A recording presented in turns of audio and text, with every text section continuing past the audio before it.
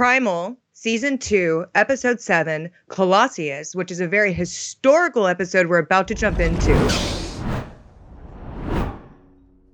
Welcome back to AsArt. My name is Nick, and I have Britt here with me. Check out her Instagram, chacha.chacha.cherry. Amazing photographer. Check out her stuff. We have been going through Primal every episode, reviewing it here, and then we've been doing some fun stuff with Kyle, another AsArt member, breaking down character designs and other cool historical stuff. So we love this show on this channel so much. I was even thinking about, I know I didn't tell this to you guys, our AsArt crew, but think about doing a live stream for the season finale. I think it'll be fun to just have everyone on talking about it. I got to make sure it works with everyone's schedule, but comment down below if you'll be interested in a live stream of doing Primal, just talking and having fun and references on pun references. But anyways, we're going to jump into it. Oh, whoa, that's a lot. You're going to get one of those inflatable like T-Rex costumes. You'll see me dressed up as Fang. Wow. Well, you guys heard it from her. Not me. I'm wearing my National Geographic because I ran out of T-shirts. So I was like, nice, it's a super historical episode, so let's wear National Geographic. Yes. So, okay, so let's jump into it. Totally. The happy family go on a boating trip. Oh, man. Oh, no. That was... we want to get it out right away. Well, I think we need to go back to the beginning. Let's start with his psychedelic... boat? Let's do it. Spiritual, the chieftain. Yeah. I think we need to talk about that a little bit. Yes. Because I recently, in the background, I don't know if other people are like us that just have shows playing constantly, even if we're not engaged in it. But I have Samurai Jack playing in the background. And I recently just watched the episode where Samurai Jack fights that Viking that Aku put a curse on, that he would have to stay alive forever until he had a knight's, like he wasn't allowed to have a knight's honorable death. And so Jack decides to fight him even though he doesn't want to. But at the end, he dies, and these two women ride down with the long flowing hair, and they take the Viking up to the heavens. And so to see that back to back was, wow, this is a total homage to this episode. Sidebar, while I was looking into Samurai Jack, I was like, dude, because we were just talking about Aku. I was like, he sounds so familiar. He sounds like Uncle Iroh from Avatar Last Airbender. And then I was like, so fate has arrived. Many years have gone since that day. Zuko, even if you did capture the Avatar, I'm not so sure it would solve our problems. what? Oh. How did I? And so then I go Iroh. back into IMDb, and it's like, I was like, who does Jack's voice? And it's the opening scene from Pulp Fiction, and Phil Manson or whatever. He's also Mad TV. And I was like, okay, they actually have some real names. And when we're kids and we're watching this, we have no idea. But anyways, they were paying homage to How talented that. the voice actors are, yes. Yeah, but you were right. You in the previous episodes, you were saying that he was like, this dude's like on some psychedelic journeys.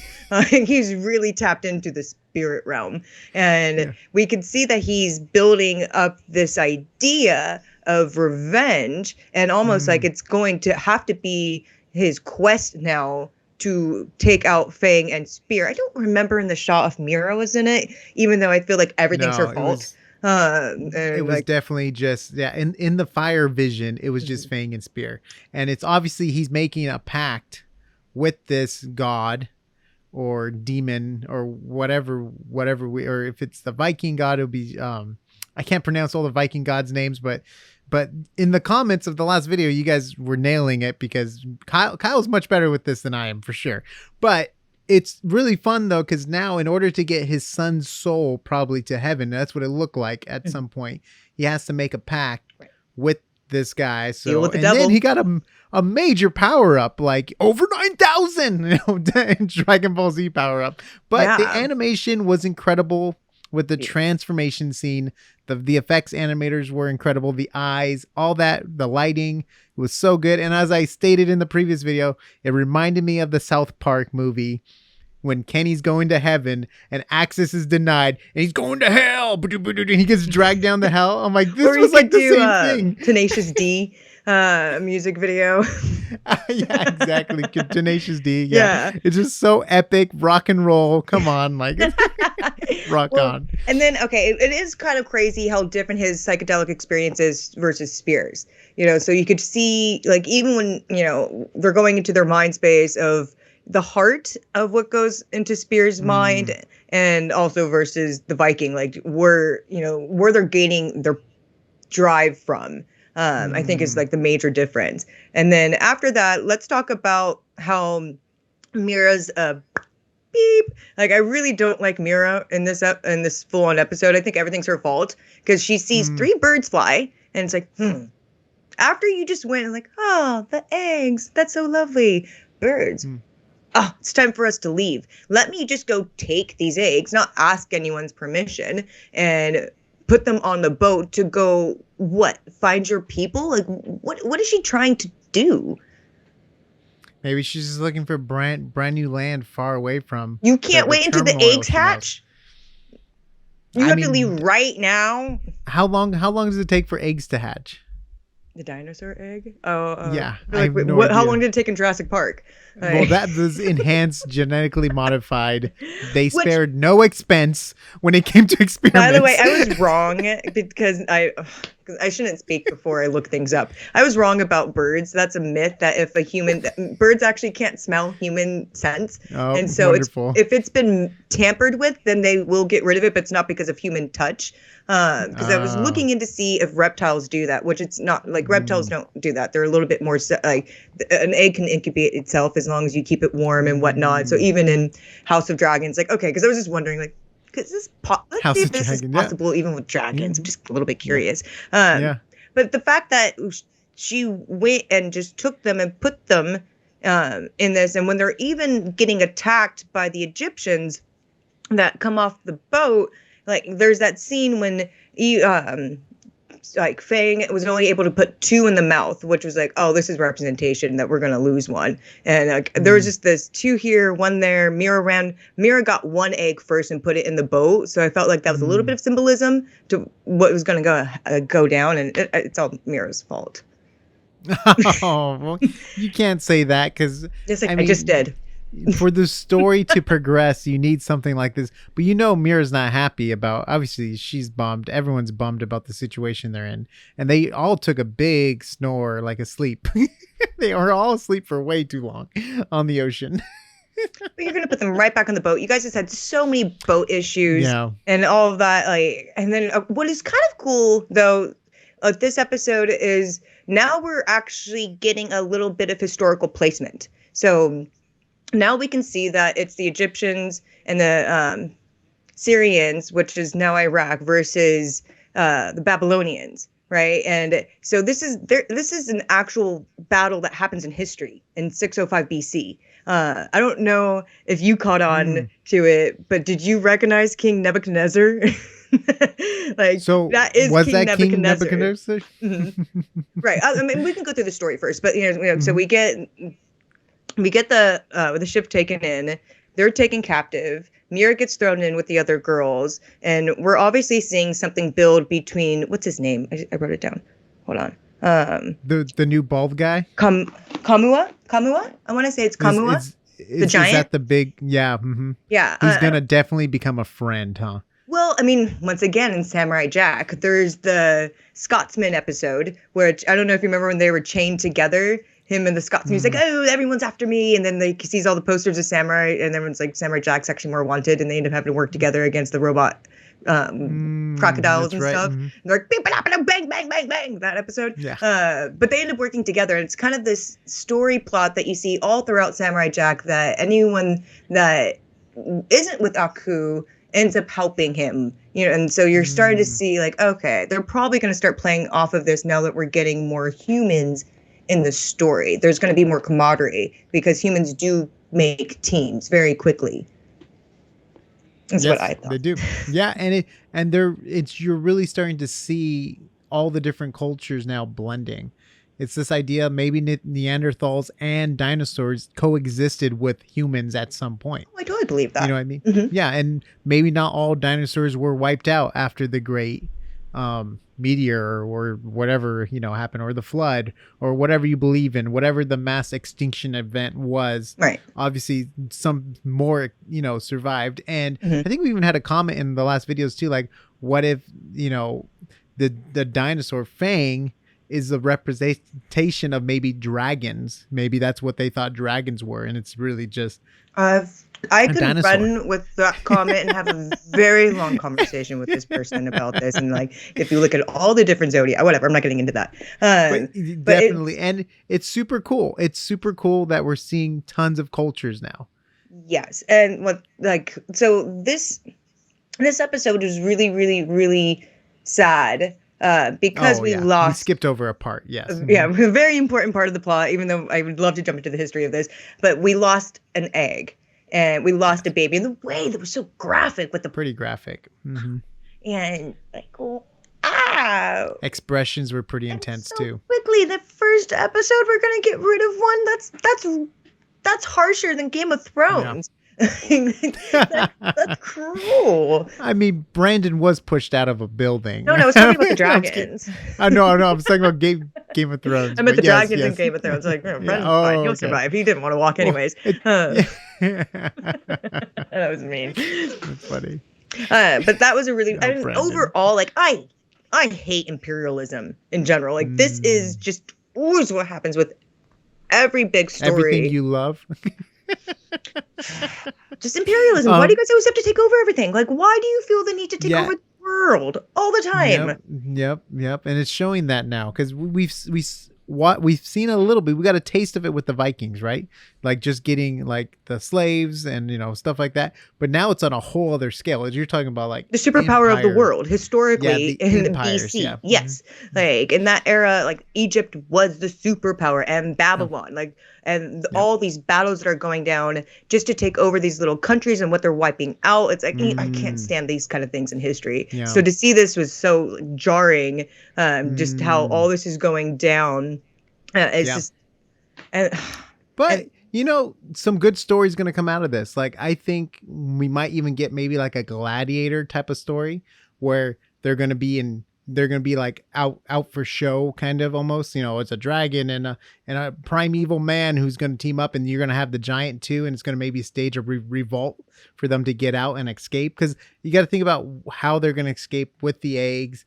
And I'm trying to think, I'm like, this could go gladiator type, where it's like they can win their freedom back through games and tournaments kind of thing, like by the crowd. That queen is not going to hand over that egg as easy as, what's the new dude's name in House of Dragons? Donner. You're talking about the Mr. Who actor, or Doctor Who actor? All right. Oh my gosh. You're right, little cousin. Take the egg. My little niece, take the egg. You're right. You got me. It's not going to be that at all. And it's kind of curious to, okay, wow, Fang caught on so quickly what was required of her. Like, you tamed Fang pretty fast. It's true. With threatening her with her own egg. And the whole conversation between her and Spear is like, oh my gosh, him putting his hand on Fang, like, hey, we actually have to now fight these people if we have any chance at saving your babies. And the way they run into this epic battle, which is paying homage to not just, what is the Hanging Gardens of Babylon is the actual, where they're taking place is where they're supposed to be. And the battle itself is called like the Battle of Charcevish. So it's an actual battle. It's also in the book of Ezekiel at the beginning of the Bible. This is taking place in real history time. Yeah. I even read into it where he wanted to pay homage to this battle. It's a very important battle, I guess, at that time. And I wasn't very aware of that. But yeah, it's kind of a big deal. That's where you see a real King Nebuchadnezzar in it, where I was like, you guys actually put in a real historical character in there. And they're keeping to like what Babylonians looked like at that time, and the Assyrians with the Egyptians and how they teamed. Like, it's like, wow. And then, of course, Nick's favorite, the elephants. Let's go. Let's talk. Let's go. Let's go. Lord of the Rings. Let's go. It's actually on Pretty the much fandom. a read shot that for shot, basically. yes. Lord of the Rings, Legolas taking down an elephant all by himself. But it actually is paying homage to the battle in Return of the King. Right outside of Gondor. So it's kind of, The I mean, you know Pelennor me, I'm Fields, stoked. right? I think that's the Pelennor Fields battle. And the people from the East, the men of the East, they're not painted this way. They're just, the elephants. Babylonians. Look like at Mr. Frodo, elephants. Which makes just me like in the wonder, stories. did they actually have elephants to fight? Because if we're seeing this in Lord of the Rings, we're seeing this here. It's like, how wild and terrifying would that be? That I believe Kyle mentioned that too in the last time we talked was they used elephants. I think it started kind of like in India, and then the trend kind of came down to other cultures and beliefs and stuff. But like I believe. I'm no historian, but I believe even Alexander the Great had a fight against elephants when he was trying to conquer. Because, he got sick when he went to the India campaign, and that's when he died. Like, because I think something happened in India, which he got really sick, and then so he came back and died young. But I believe even he was fighting elephants, like riders on elephants. I really would love to talk to Kyle about this. And I feel like that's also a 300 thing, because the king of Persia. There's elephants so you're getting too, a lot right? of that. Do they have elephants? Huh? But I can't remember if they had elephants in 300. I feel like they had monsters and creatures though, for sure. Yes. But really beautiful stuff. Like the animations were beautiful, the timing was beautiful, and there was some very iconic ship angles too. They made that ship look so freaking epic. It was like the shots from the movie Titanic, just this giant boat. You just didn't have Spear and Fang at the front at the front of the boat. I'm king of the world. Oh, I'm so sure. I feel like being Mira and Spear. I think Fang wants to do one thing: protect her eggs, and so Mira should have been at the front. But it would be so funny with Fang's little arms. Oh, poor Fang. But let's talk about the whole jail cell sequence. Very intense, moods are building. You can definitely tell Fang is down and out. Big time. Totally. And pissed. Like you could even, it's almost like Fang was letting her rage out during the battle of like how angry she was, kind of thing. I would. So what do you think? What do you think is going to happen? If there's only 10 episodes, like if total there are 10, 7. Well, if there's even 10, because we know there was 10 for 10. Season 1. Oh, there's 10 I looked it for up. There's supposed to be season 10. 2? Okay. Yeah. So we only have 3 episodes left. And a lot happened in this episode. We really jumped a lot in time. We were like, not time, but yeah, I guess you could say time, because we were on not an island, but we were on the shore. They hopped in a boat. They got captured. They entered a battle. Like a lot happened story-wise in this episode. Well, they had food on the boat. I don't know. I'm just kind of curious. Like, when do they eat and like use their strength to go into battle?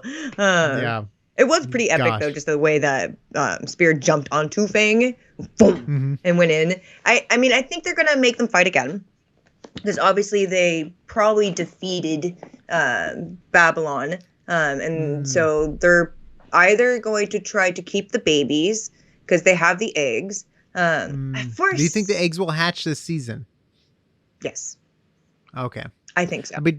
I mean, I wonder how it works now. Like, if the eggs aren't under warmth, do they still hatch?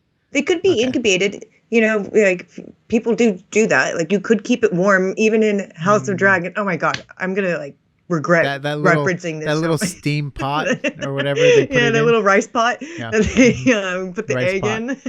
Or maybe it's a maggot pot, because we saw the king put his hand in maggots or whatever. Oh my God, that's it.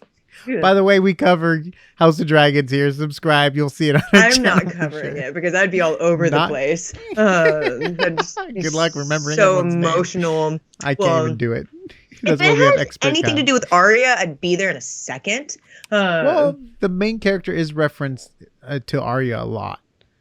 Like it's almost like an Arya character. But anyways, this is not House of Dragon. This is Primal.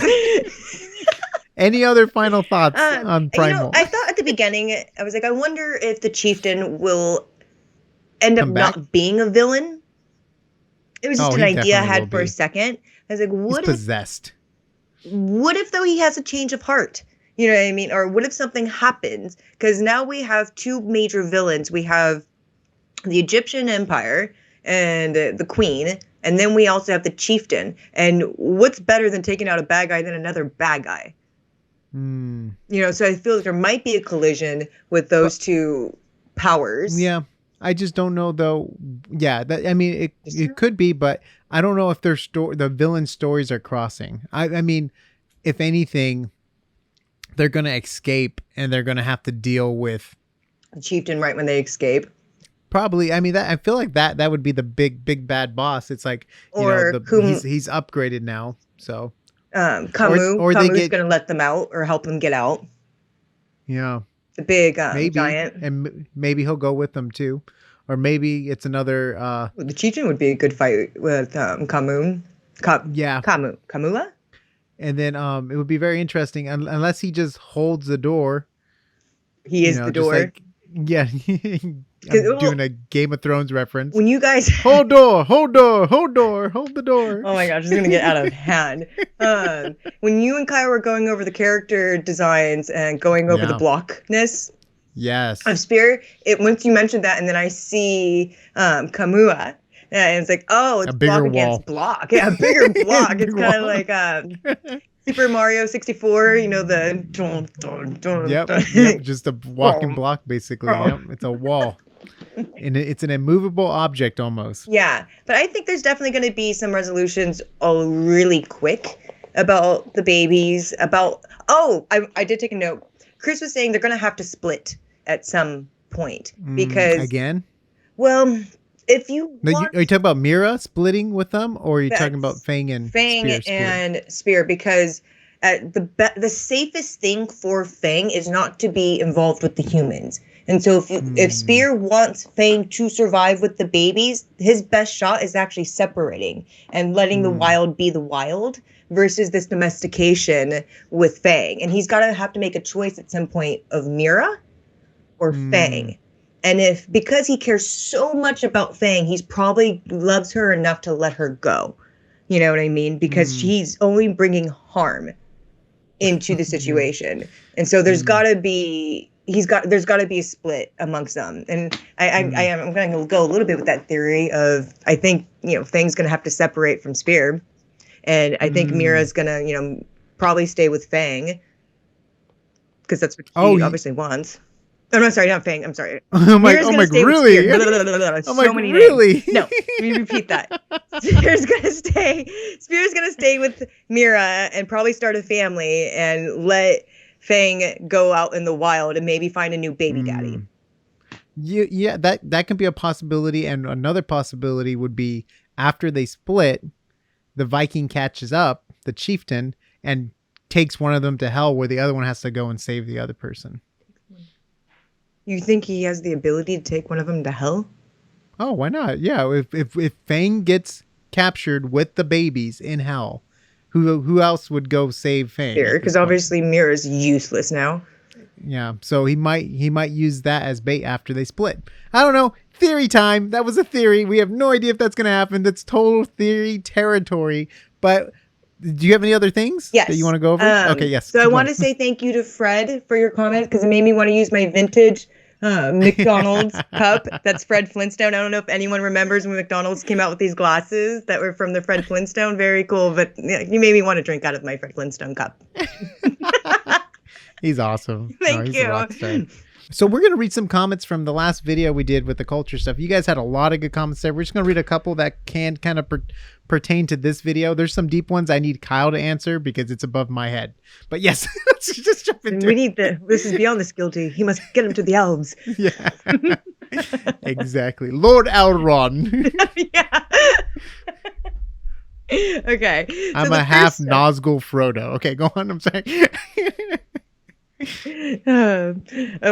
Stop, because now I'm thinking of all these Lord of the Rings. Oh, by the way, Lord of the Rings references. We make awesome shirts at AsArt.space. The Shire is burning, so Mordor it is. So yes, go there. There's some awesome, cool, geeky shirts. But yes, continue with the comments. Starting off, our first one, FM Aries. I'm guessing you're an Aries. Yes, he's awesome. Thank you again for commenting. Again, you're a rock star. I'm a Sagittarius. Okay, but FM Aries said, I love this series. Heartfire. Cool emoji, heartfire. Yes. We do too. Such Thank a good you. series. Such a good series. Tell all your friends to watch it. And watch us Moment right the show. afterwards. Yeah, and then watch us.